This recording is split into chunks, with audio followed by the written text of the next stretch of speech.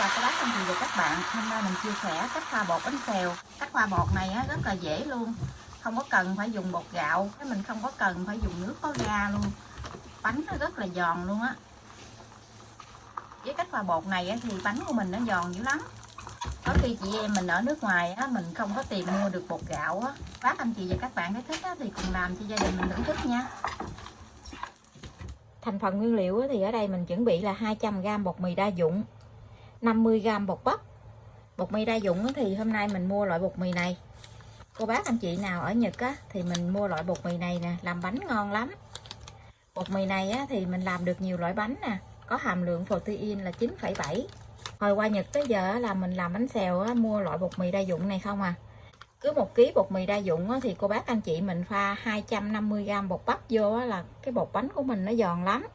Hôm nay thì mình chỉ làm có 200g bột mì thôi, cho nên nó làm mình pha vô là 50g bột bắp. Phần bột này thì mình sẽ dùng là 200ml nước cốt dừa và 500ml nước lạnh. 5g bột nghệ. Đây là phần bột bánh. Nếu như nhà cô bác làm nhiều thì mình cứ nhân cái phần bột này lên nha. Nhưng hôm nay thì mình làm 300g thịt vịt và 300g thịt heo. Mình mua hôm nay là mua loại thịt nạc dai mình không có mua thịt ba gọi, cho nên nó là ít mỡ. Nhân thì có rất là nhiều loại nhân luôn, cô bác thích ăn loại nhân nào thì mình làm loại nhân đó thôi nha. Thêm 50g đậu xanh. Đậu xanh này thì mình đã nấu lên này, mình nấu lên cho nó chín vậy nè. Có thêm là 200g giá và một củ sắn. Củ sắn này khoảng chừng 200g nhỏ nhỏ vậy thôi. Phần nguyên liệu này thì mình sẽ để bên dưới video trong phần mô tả để cho cô bác anh chị dễ tham khảo nha. Mình cho 5g bột nghệ vào trong bột, 50g bột bắp,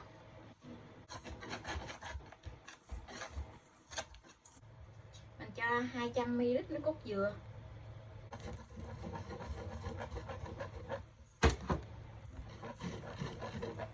thường khi cô bác anh chị mình làm bằng bột gạo thì mình thêm nước có ga thì cái bánh của mình nó mới giòn. Còn mình làm bột mì này cái cách pha của mình mình không có cần phải dùng nước có ga luôn, mà cái bột bánh nó rất là giòn luôn á. Bây giờ thì mình sẽ cho từ từ nước vô. Mình cho từ từ nước vô thì mình trộn cái bột của mình nó mới tan ra đều, nó không có bị gión cục á. Cái phần bột này thì mình sẽ dùng là 200ml nước cốt dừa và 500ml nước lạnh. Mình nêm gia vị trong bột này là 1 muỗng cà phê muối, 1 muỗng cà phê hạt nêm, một tí xíu đường, khoảng chừng nửa muỗng cà phê. Đừng cho đường nhiều quá thì mình chiên bánh nó sẽ bị cháy á. Mình nêm ở trong bột này là 1 muỗng ăn cơm nước mắm. Mình cho 1 muỗng ăn cơm nước mắm vậy nè, mình cho vô trong bột mình chiên lên nó thơm lắm. Cô bác anh chị mình thì nêm coi vừa ăn là được. Rồi mình cho hành lá vô, hành lá mình cắt nhỏ nhỏ vậy nè. Mình để cho bột nghỉ khoảng 20 phút. Trong khi mình chờ bột nghỉ thì mình sẽ đi xào nhân. Mình cho chảo lên bếp và chảo nóng rồi mình cho dầu vô. Dầu ăn này thì mình hôm nay mình dùng loại dầu Come. Dầu này ăn tốt lắm. Dầu nóng rồi thì mình cho tỏi vô. Dầu gạo này ăn tốt lắm nè. Một chai dầu gạo này bằng 2 chai dầu bình thường 2 chai dầu hướng dương bình thường. Mình ăn đồ xào hay có mua cái loại dầu này để xào dầu này ăn tốt lắm.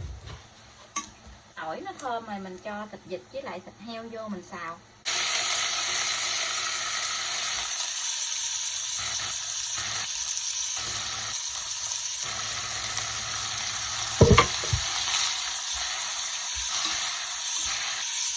Thịt hôm nay thì mình cắt cái miếng bự luôn chứ không có bằm nhỏ nhỏ, không có cắt nhỏ, cắt miếng bự bự luôn.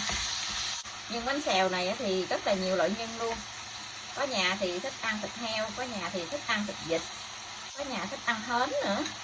Con hến, bánh xèo con hến nghe nói ngon lắm nhưng mà mình cũng chưa có ăn. Giờ mình nêm gia vị vào trong thịt này là có muối, đường, hạt nêm, có một tí xíu bột ngọt. Mình nêm tí xíu siêu nước mắm vô nha, để cho cái nhân của mình nó thơm. Cả chừng 1 muỗng cà phê vậy đó, ít ít vậy đó cho nó thơm.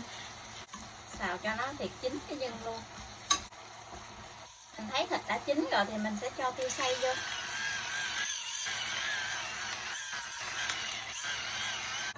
Mình sẽ lấy cái phần thịt này ra, là mình để ra cái rổ cho nó ráo cái phần nước gia vị nha. Mình để cái rổ vậy nè.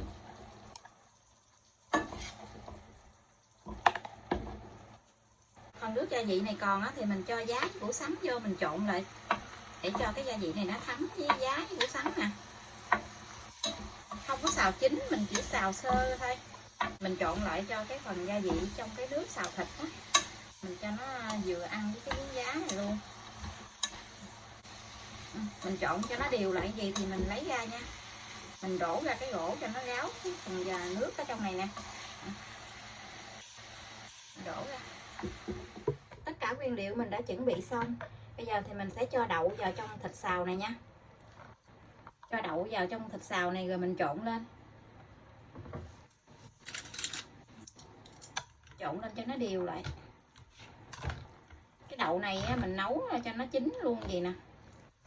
Mình thích để vô trong nhân gì hơn là để vô trong bột. Khi mình cho nhân á, thì mình cho thêm đậu vô gì luôn á. Mình sẽ cho một ít dầu ăn vô trong cái bột, khoảng chừng 1 muỗng canh. Giờ thì mình sẽ đi chiên bánh nha. Mình cho chảo lên bếp rồi, chảo nóng thì mình sẽ cho dầu ăn vô. Mình thoa một lớp dầu ăn lên trên chảo vậy nè. Mình để cho chảo thật là nóng thì mình mới cho bột vô chiên nha. Chảo nóng rồi thì mình cho bột vô.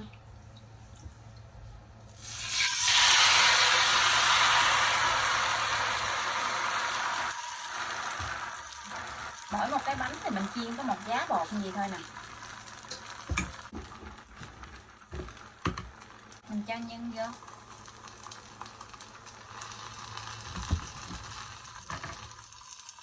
Cho giá lên. Nếu như cô bác ăn nhân nhiều thì mình cho nhiều một tí xíu. Đậy nắp lại thì cô bác anh chị mở lửa nhỏ trung bình thôi. Đậy nắp lại 1 phút thì mình dỡ nắp ra. Cô bác nhìn thấy cái bánh của mình á, cái dành bánh nó chóc lên trên coi nè. Nó rất là giòn luôn á. Nếu như cô bác anh chị mình thích cái bánh nó giòn nữa á, thì mình cho một tí xíu dầu lên trên cái thành chảo vậy nè. Mình xay cái chảo. Mình xay cho nó đều cái chảo như vậy. Mình để vô cái là nó chóc dành lên hết trơn luôn rồi nè. Nó giòn á. Rồi mình xay cái chảo như vậy nè, để cho nó đều hết luôn á. Mình mở lửa trung bình thôi chứ không có mở lửa lớn. Cô bác anh chị mình nhìn thấy cái thành bánh nè, nó rất là giòn luôn á. Bên dưới nè, nó mỏng dính luôn.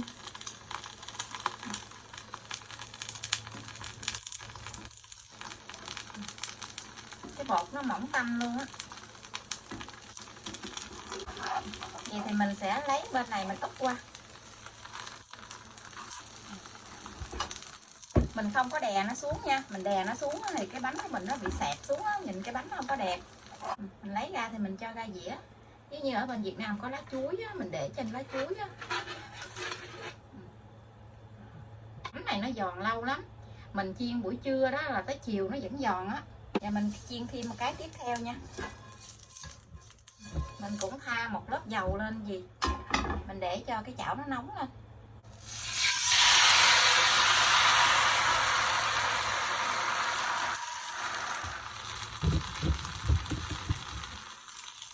Nhưng có đậu xanh nó rất là ngon luôn á. Mình cho giá với củ sắn lên.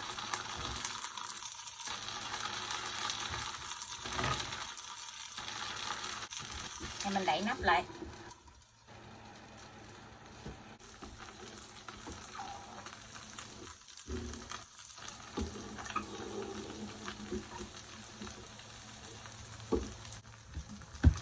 Cái bánh của mình nó đã vàng đều hết rồi nè. Bây giờ thì mình sẽ lấy phần lửa bên đây mình rắc qua.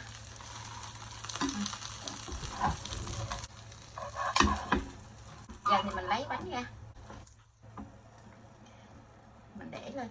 cô bác anh chị mình lấy cái bánh ra mà để lên trên cái dĩa hay cái mâm gì á, thì mình cứ chồng lên gì nè, để cho cái dành bánh đó nó được giòn á.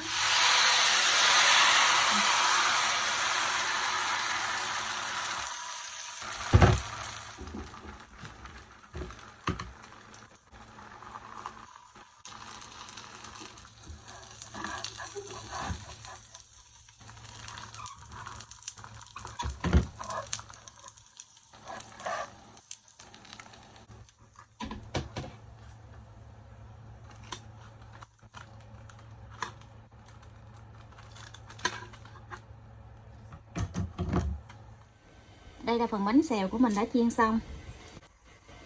Mình chiên trước phân nửa bột thôi à, còn bột phân nửa nữa. Cái phần bột này thì mình chiên được tới 10 cái đó, mình mới có chiên có 4 cái thôi. Hôm nào cô bác anh chị mình làm thử bột mì đa dụng này nha. Với cách pha bột này thì bánh nó giòn lắm. Mình làm từ buổi sáng mà để tới trưa nó vẫn giòn luôn á. Mình ăn kèm chung với rau thơm, salad với lại bắp cải. Ở nhà có nước mắm chua ngọt sẵn rồi cho nên nó không có chia sẻ cách làm nước mắm. Mà cách làm nước mắm thì rất là dễ luôn. Mình nghĩ cô bác anh chị nào cũng làm được hết. Nước mắm ăn bánh xèo thì mình làm nó hơi ngọt ngọt á, không có làm mặn quá. Làm bánh xèo bằng bột mì với cách pha bột của mình á, thì cô bác để nửa ngày bánh vẫn còn giòn luôn á. Nếu như cô bác làm bằng cái bột này rồi á, thì 11 không có cần phải mua cái bột người ta pha sẵn luôn á. Bây giờ thì mình xin chào tạm biệt. Hẹn cô bác anh chị và các bạn lại video tiếp theo. Cảm ơn cô bác anh chị và các bạn đã xem video của mình. Xin chào và hẹn gặp lại.